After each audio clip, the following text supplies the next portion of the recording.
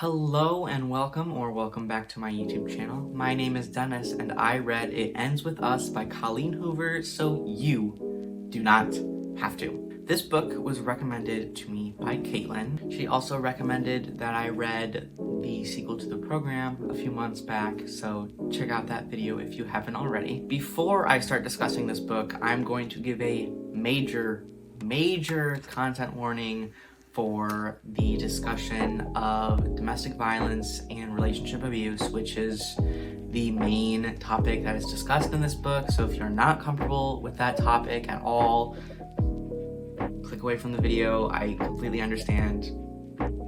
Also, spoilers. This whole video, spoilers. So before I started reading this book, I noticed that this book was very popular on Book Talk, and I even saw a bunch of my friends reading it as well, but I still had no idea what it was about before reading it and before it was recommended to me. And I really like going into books blind so that I'm set up with little to no expectation, right? But I saw like a ton of people reading it, so I was like, oh, like this must be a pretty good book if it's so popular, right? There was one night that I had the book sitting on my nightstand, and my friend Harriet came into my room and was like, oh, is that the book about how the girl's boyfriend abuses her?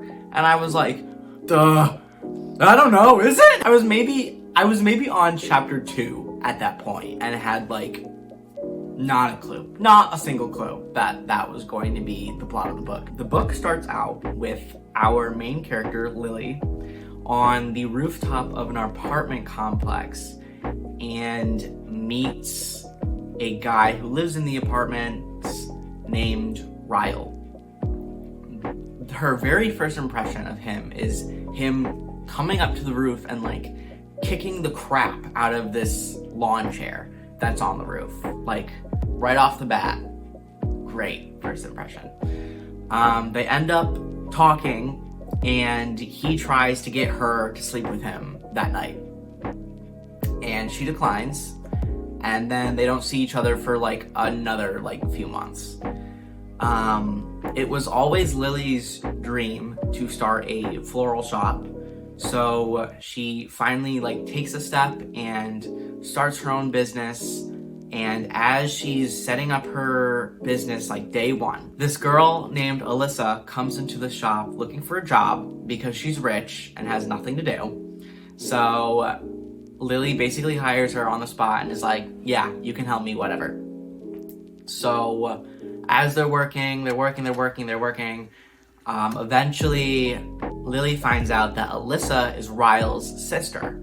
So Lily and Ryle connect again, and they slowly start to get closer and closer and closer. As we learn more about Ryle and his interactions with Lily and Alyssa and just the whole cast of characters, there are just red flags coming up left and right.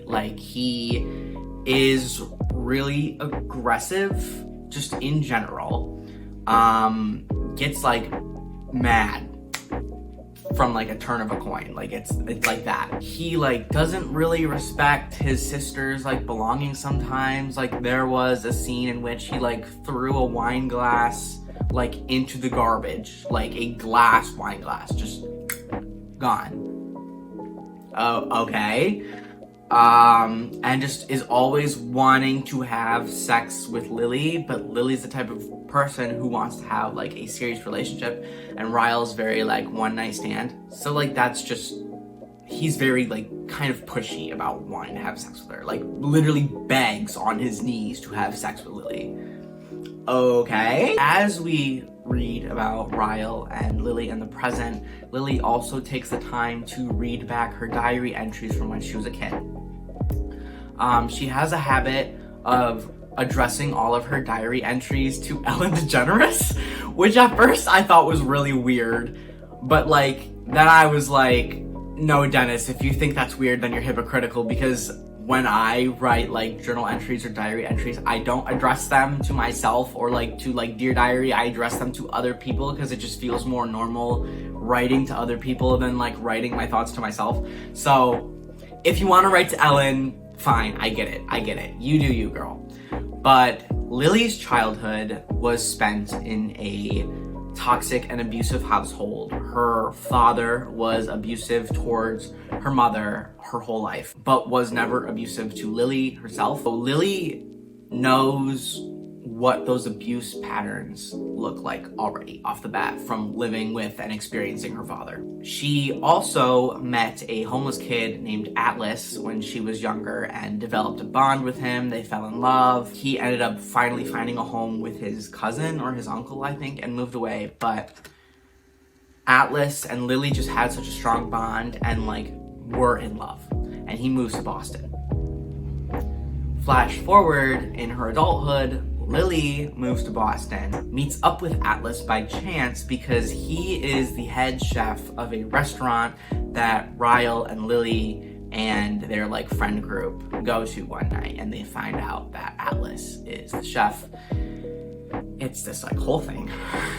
Ryle has extreme like jealousy issues. There are 3 times that Ryle is physically abusive towards Lily. The first time, it was not about Atlas. I think he hit her because he got frustrated because he like dropped a whole thing of food on the floor or something, and like Lily was like, I don't even remember if she was like trying to help him or like clean it up. He hit her, which is insane to me. And Lily kind of brushes it off as this one-time thing, like he'll never do it again, like forgives him. All that happens. Second time, he finds Atlas's phone number in the in a slip of paper inside of the phone case that Lily has. So he freaks out, like is screaming at Lily, and ends up pushing her down the stairs of their apartment complex and like smashes Lily's phone. Insane to me. He gaslights her into like, oh, I didn't push you, like you fell, like stuff like that. But she knows the truth, and he knows that she knows the truth. He continues to gaslight her and like victimize himself by being like, oh, like I had a tough childhood, like I accidentally killed my brother and da-da-da-da-da. Like that sucks. But that gives you no excuse to be doing that shit to anyone at all. Like there is no excuse for your behavior or your actions. And Lily knows this, but like still continues to give him a chance, which is frustrating, but like that's just how it is. They end up getting married 6 months into the relationship. Another red flag. It's giving the vibe of like trapping Lily in a situation without her being like completely sure if she wants to actually marry Ryle.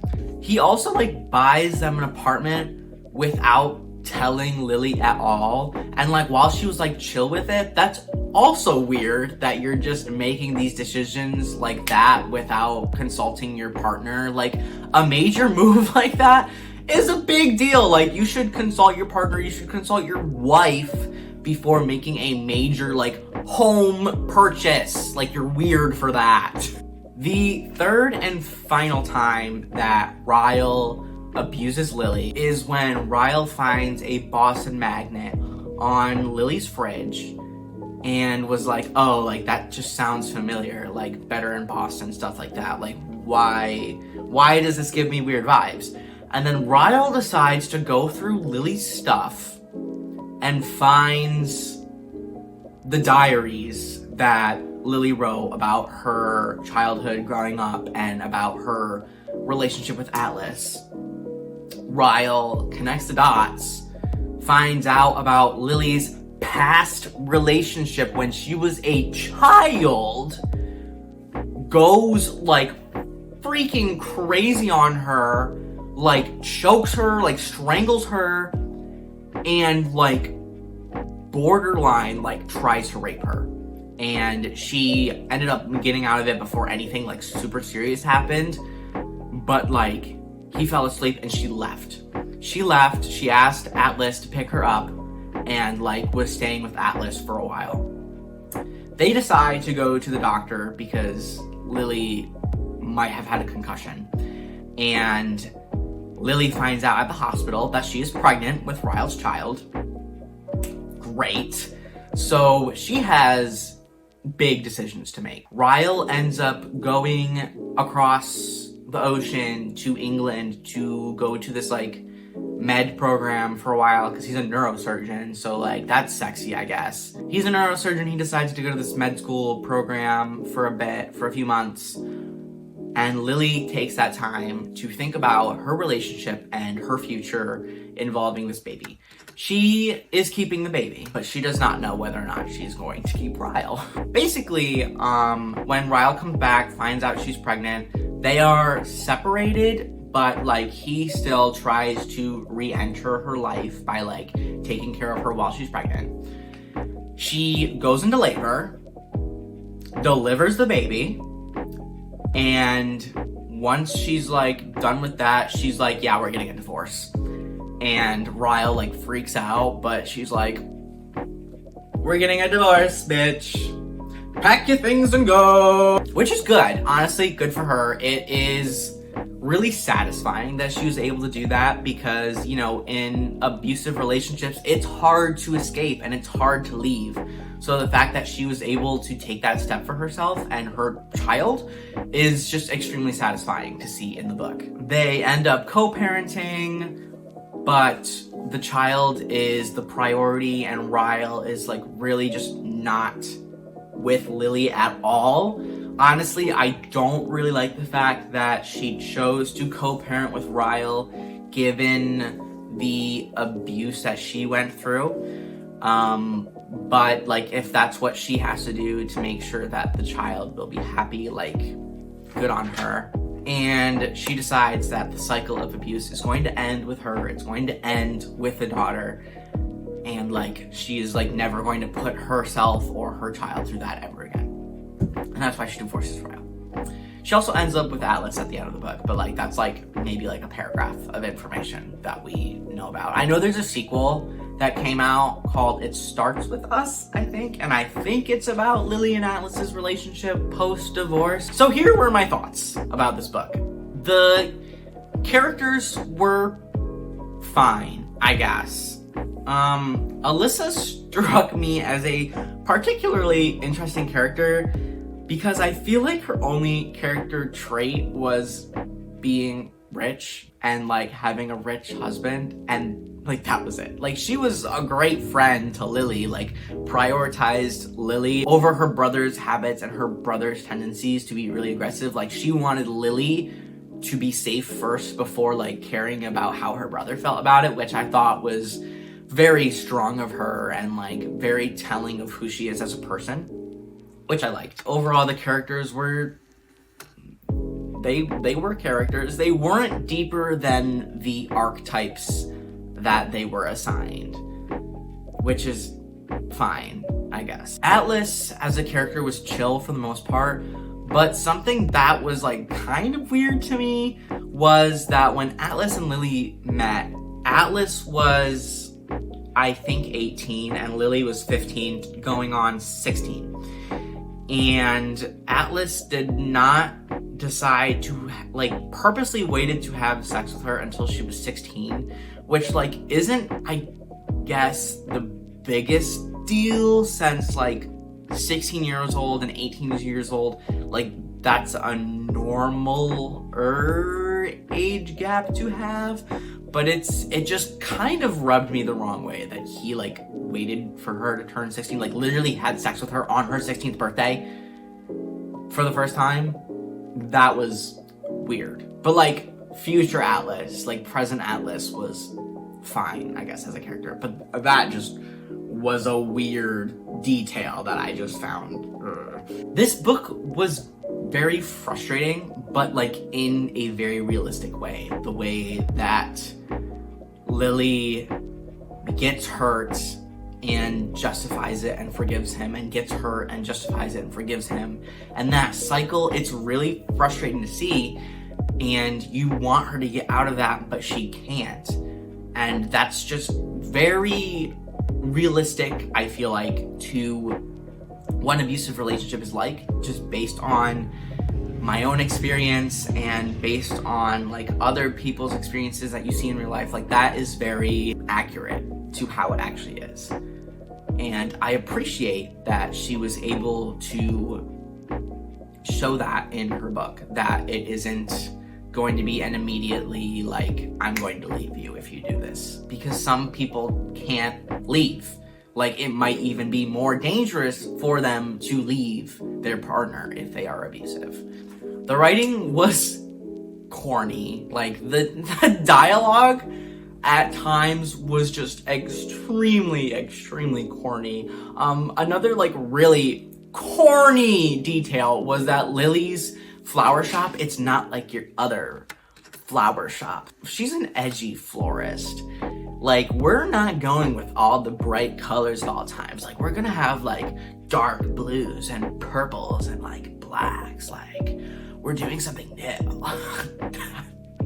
That was dumb. I'm sorry, that was just stupid. Disregarding like the corniness of everything and like how the characters tended to be pretty flat, I think the themes that she was trying to work with and the topics that she was trying to present were delivered in a way that is realistic to life.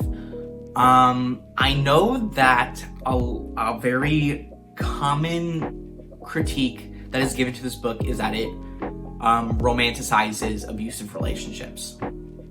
And while I can see that viewpoint, because there are a lot of times in the book that Lily is like, oh, but he's so hot, like, oh, him and his scrubs and everything like that, like, he always like is able to get me to come back.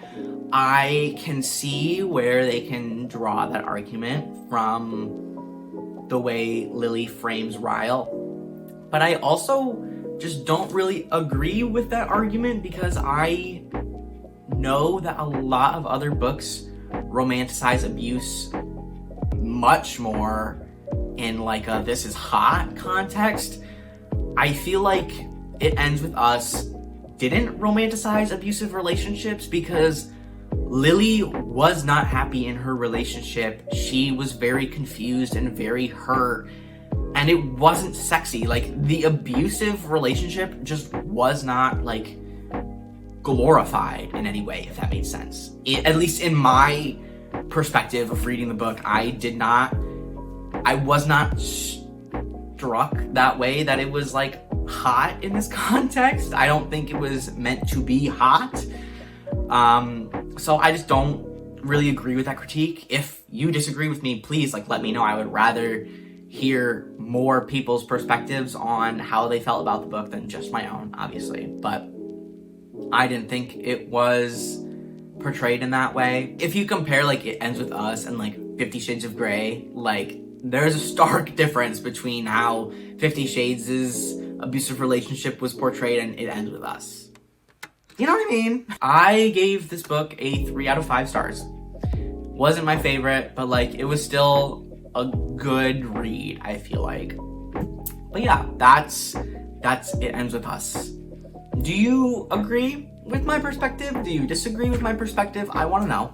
What are your thoughts on the book? Would you ever read more Colleen Hoover books? Me personally, I probably would not. I'm not really one for the romance genre, even though this wasn't really a romance. I feel like this is more of a drama than it was a romance. I don't really like how some people like push this as a romance. I don't think it is. If anything, it's a romance between her and Atlas. But that's my thoughts on the book. Thank you again to Caitlin for recommending that I read this book. If you have any recommendations for me to read for future videos, please let me know. I do tend to read everything that is recommended to me as soon as I possibly can. Thank you for watching this video. If you liked this video, maybe even give it a thumbs up, and maybe even subscribe to my channel if you would like to. I have a lot more book-related videos and book reviews that you should definitely check out. Okay, that's everything. Bye.